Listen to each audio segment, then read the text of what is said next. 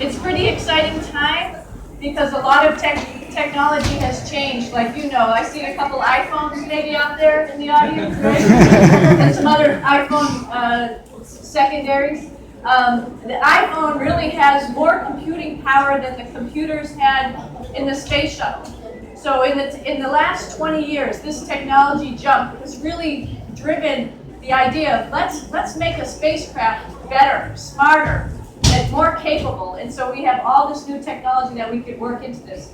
So we've handed over requirements of these spacecraft to Boeing and SpaceX and said, you have all this technology, please do what you can do. I'll give you a real physical example about this.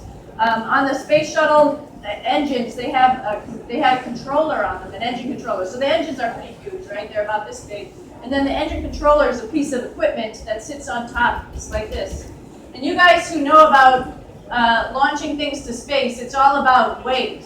And if you can take something that's about this big, which is a mechanical engine controller, and turn it into an iPad, you have all that excess weight that you could launch into space. Something else you could do, so make something better, smarter, more safe, more capable. And so that's the task that we've asked these companies. So I have a quick little PowerPoint here just to show you what's going on, because everyone goes, oh, that's really nice what you're talking about, but is anybody really doing anything? So I would just sort of want to show you what we're doing. And that will lead on to what NASA's doing. So NASA's not just sitting back, just paying people to do this. We're also working on another program called SLS, which is Space Launch System, and the Orion spacecraft, which is what we do at NASA, is we explore. So we want to take people farther than low Earth orbit, farther than the space station, maybe onto an asteroid, maybe onto the moon, to figure out how we're actually going to take people even further, maybe onto Mars, for other things that people have in mind. So this is sort of our big architecture, how to get us to Mars. So right now, we're here on the International Space Station. We've fixed Hubble. We're starting to use commercial companies to deliver cargo and deliver crew. Something technical, I don't know if I can use it. Yikes. Where do I press this button? I don't want to. I don't know. It's scary. Orion, which is the next spacecraft, and I'll talk about that in a second. That might take us, like I mentioned, out to an asteroid, onto the moon. This is another. That's 4.5. Okay, got it. Great. Okay, so this, a lot of words, and I don't want to go over this too much. I want to skip over it a little bit, but just sort of some idea of some of the things that we're working on.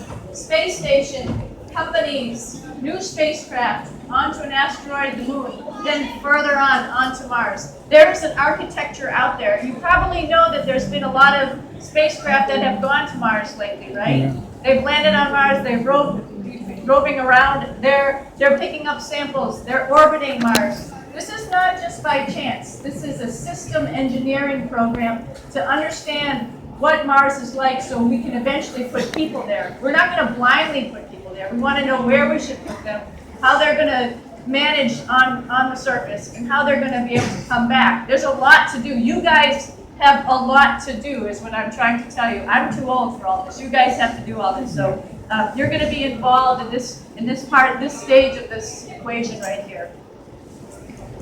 So just to give you an idea of what we're doing right now, some of the things that I've mentioned already, we have the International Space Station. We're launching Russian Soyuz, which are very capable and actually advancing because the computer systems in them have increased. We have resupply missions that are going with international partners. That means Japan and Europe are also resupplying. And we also have our partners, SpaceX and Orbital, who are launching spacecraft to the space station.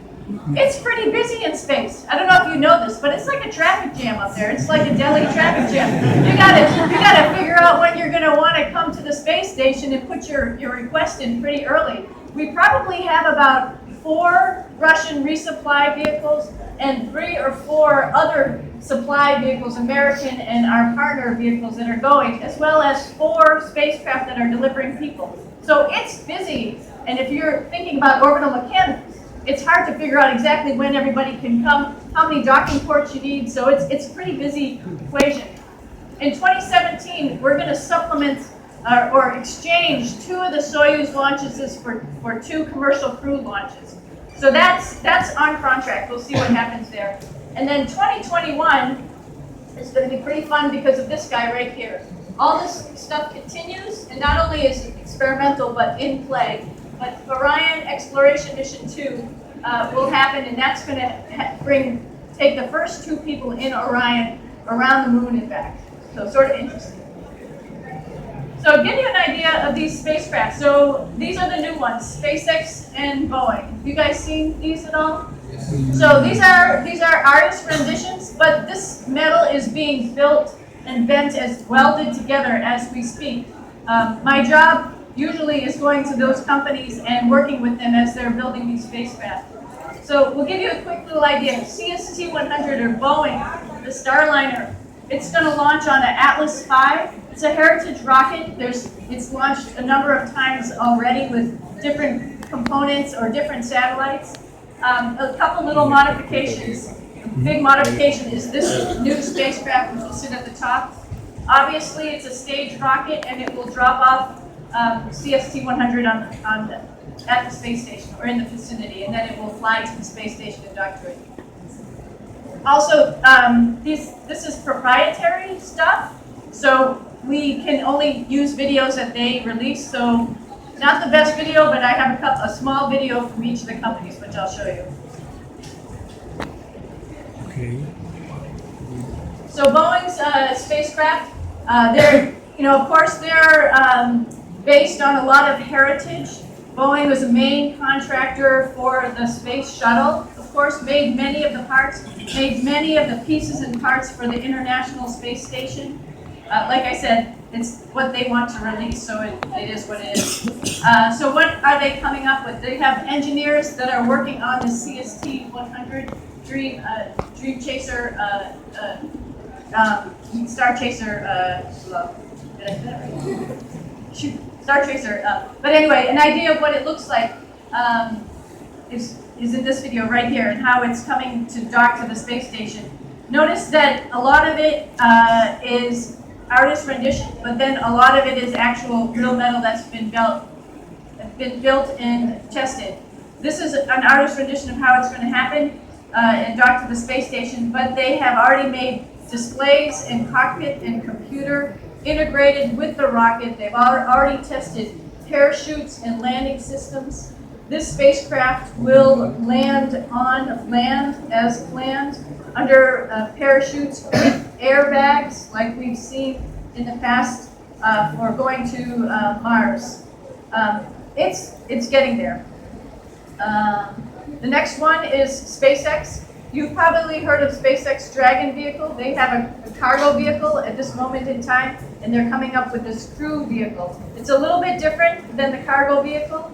Again, it's going to launch from Kennedy just like the CST-100 and go to the space station and dock.